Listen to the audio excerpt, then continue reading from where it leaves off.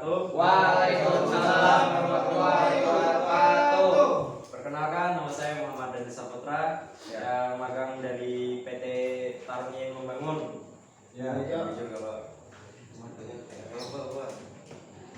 Saya akan mempresentasikan turbo charger.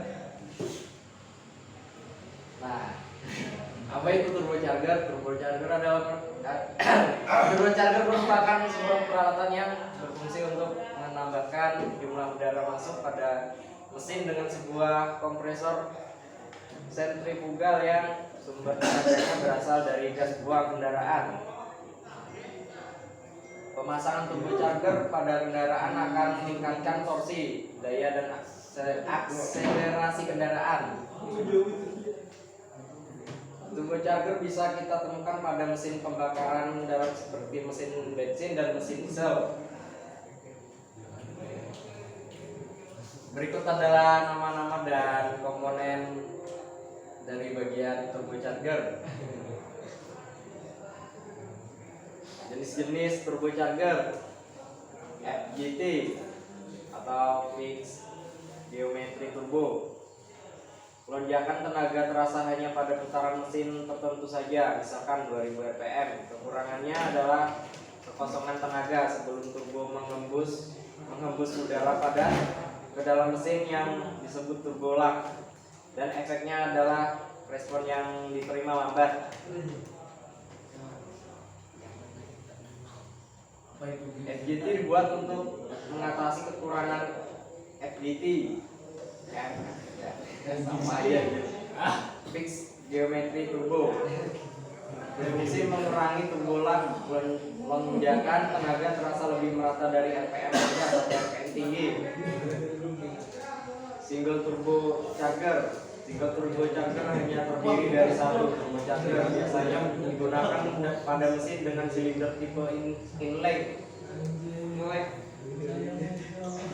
Twin turbo charger terdiri dari dua turbo charger, lebih cocok disertakan pada mesin tipe V dengan 6 silinder atau lebih. Astagfirullah. Terdiri dari 4 turbo charger, biasanya digunakan pada mesin tipe W. Contohnya adalah mesin dari Bugatti Veyron.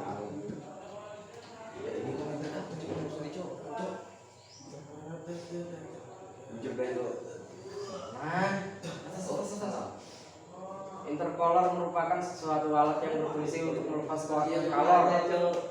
Biasanya dipakai untuk mendinginkan udara keluaran dari supercharger atau turbocharger.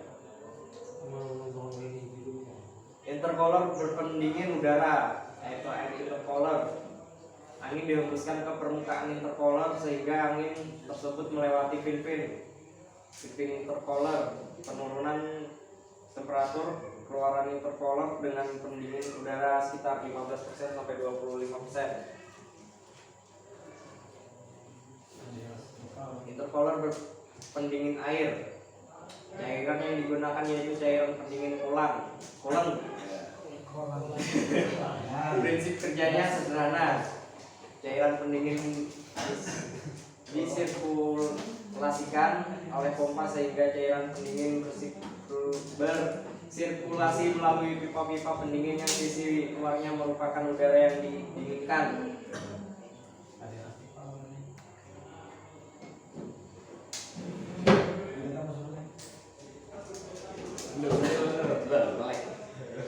Udara ditekankan oleh kompresor.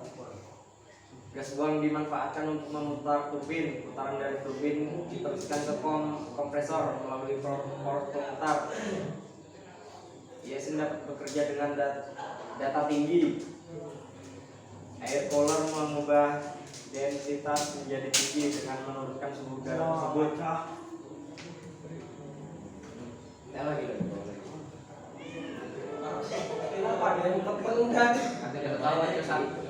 Ada tahu satu itu. Kita turbo charger. Ya ini dua lagi. Skip. Bagaimana turbo charger bisa meningkatkan torsi, daya dan akselerasi mesin? Skip. Jelaskan dong. Jelaskan nggak? Oh ya, jelaskan, teman. Perbedaannya tuh kan ada tuh satu-satu. Nah, ini perbedaan yang pertama. Yang pertama, yacht piston turun ke bawah jika turbo charger apa ya, menghembuskan apa? Kompres. Itu mendorong. Kalau ini naik itu angka menghisap. Angka naik langkah hisap. Iya. Naik kan Pak? Kan dibantu tadi turbo charger Pak. Jadinya kayak ketarik gitu Pak. Pistonnya jadinya lebih ringan. Iya Pak, jadi gitu Pak. Lebih ringan tarikannya. Karena dibantu oleh turbo charger. Bawa lagi. Orangnya Orang beban pada kendaraan biaya bertambah mahal, bukan uang lebih untuk rangkaian mesin. Bawa lagi. Troubleshooting. 1. Mesin mengeluarkan asap hitam atau tenaga lemah. Periksa saringan udara yang kotor akan menghambat udara yang dihisap oleh turbocharger. Periksa kebocoran udara pada saluran masuk kompresor turbocharger. Periksa untuk melihat apakah rotor turbocharger dapat berputar bebas. Rotoran dapat menghambat aliran udara. 2. Mesin mengeluarkan asap putih atau kebocoran oli. Periksa kondisi ring dan valve guide. Beberapa kebocoran saat idle merupakan hal yang normal. Saringan udara yang kotor dan blow gas yang berlebihan dapat menyebabkan kebocoran sel oli. Baut pelumas turbocharger macet. Gesekan pada permukaan rumah turbocharger dapat menyebabkan rusaknya sel yang mengakibatkan kebocoran oli. 3. Suara berisik. Gesekan antara turbin dengan permukaan rumah turbocharger atau objek lain yang masuk ke dalam turbocharger dapat menyebabkan suara berisik.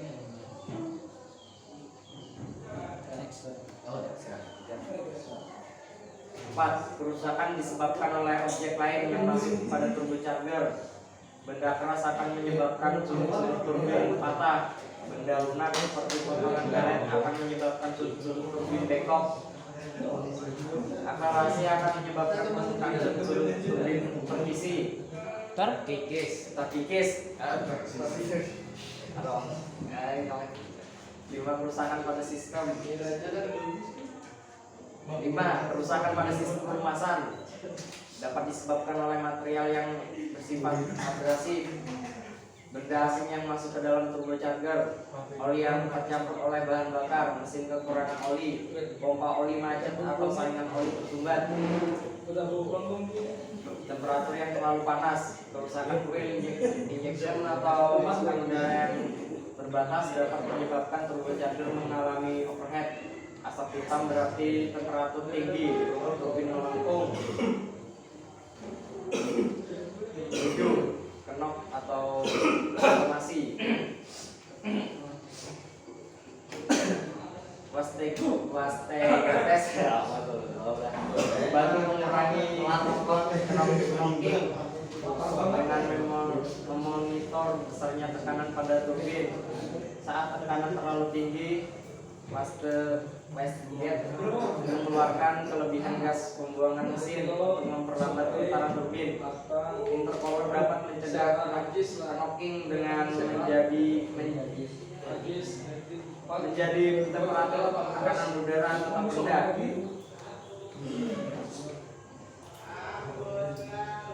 1. Jalankan mesin pada putaran stationer atau tanpa beban selama beberapa waktu sebelum mematikan mesin untuk mencegah kerusakan pada turbin dan poros macet akibat kekurangan pelumas. 2.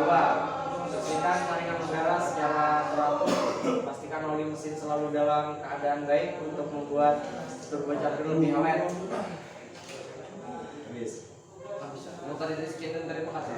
Sekian dan terima kasih.